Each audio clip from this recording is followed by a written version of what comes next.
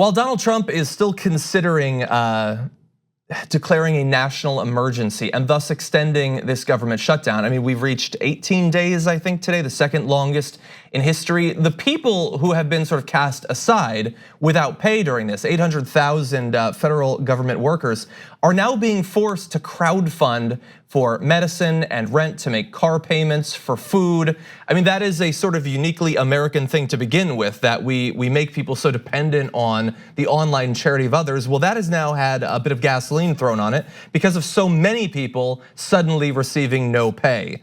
800,000 Americans have been furloughed and are working without a paycheck. Don't know when the paycheck will actually come. And more than 700 accounts have been created on GoFundMe related to the shutdown, according to a spokeswoman for the company. I actually saw earlier today that number is now over 1,000. And expect that every day that this shutdown continues, more and more people will have to do that, or else they will lose their cars, they will lose their apartments. God knows what else will end up happening to them and their families. And some of the people talking about this, about how willing these workers are to forego their pay, are speaking about these workers in a variety of different, incredibly disrespectful fashions. So some people are saying that they're in this position because they were irresponsible. They should have thought about the possibility of there being a shutdown or whatever. We'll return to that. I've heard this on Twitter, unfortunately. Can I jump in real quick? Okay.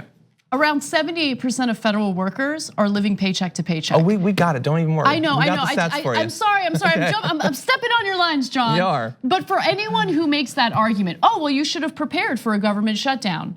The vast majority of these workers are living paycheck to paycheck. They're barely making it. So just keep that in mind. Yeah, exactly. Well, Trump is also speaking about them in ways that are sort of disconnected from reality. So remember, as we prep video two. Over 700, perhaps over 1,000 accounts on GoFundMe.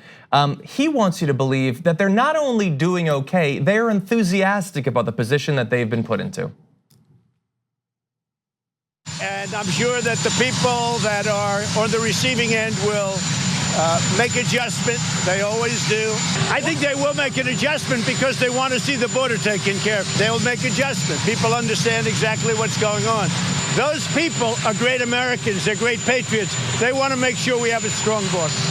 Government workers want to see the border taken care of. It affects them very dearly. But most of them make $500 a week. They don't have a lot to make an adjustment. They love our country and they want to make sure that we have a strong border. But many of those people that won't be receiving a paycheck, many of those people agree 100% with what I'm doing. Many of those people, maybe even most of those people, that really have not been and will not be getting their money in at this moment, those people in many cases are the biggest fan of what we're doing. Okay, so there is no actual polling to support that, and to give you an idea of how little Donald Trump actually cares about that talking point that he has been deploying over and over, I can guarantee that among the 800,000 workers, some of them are Trump supporters, some of them are Trump fanatics, and probably don't really mind. You could find 2 or 3 people like that. Do that and then use their names. Pretend that you care about the way that you're lying to the American people, but they don't. So from the president, they're perfectly fine with this. From GoFundMe, no, they need money to pay for their rent. So I want to give you some what has been posted online by these people in trying to get money. First, a defense of these individuals, because as we said, some people are saying, well, they put themselves in bad economic positions if a month or 2 off of pay leaves them unable to pay for their necessities. So Johanna Petrocelli is a NASA safety engineer who says these aren't people who are irresponsible or haven't saved for emergencies or spend beyond their means. They're highly educated people who work at NASA, people with PhDs in astrophysics from MIT, flight controllers who keep the ISS and astronauts safe day after day. There are also janitors, administrative assistants, facility maintenance, and security guards who work long hours for very little pay.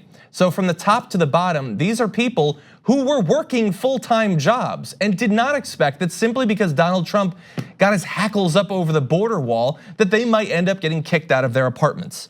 But now that is the position that they're in. So here are some of the experiences of those individuals.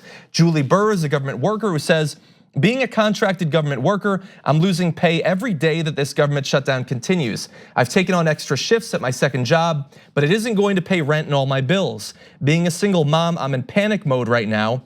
If you'd like to help, any donations are appreciated.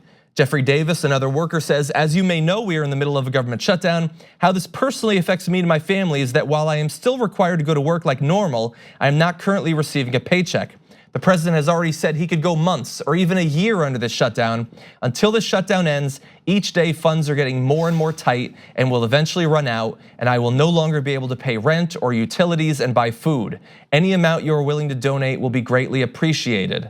Kanata Holt, another worker, says, I am a single mom of 6 children who depend solely on me. As a veteran and federal employee, my only income has been stopped due to the government shutdown. I have sought and exhausted all other resources, but they have not been enough to keep up with my bills or my children's needs. I am not sure when we will be able to return to work, and I am merely asking for those who can to please help with a monetary donation of your choice. A mom in need, God bless. Celia Handwold, one more, a TSA worker, says, it's starting to get scary. Still obligated to work, but not getting paid is not going to cut it for the bill collectors.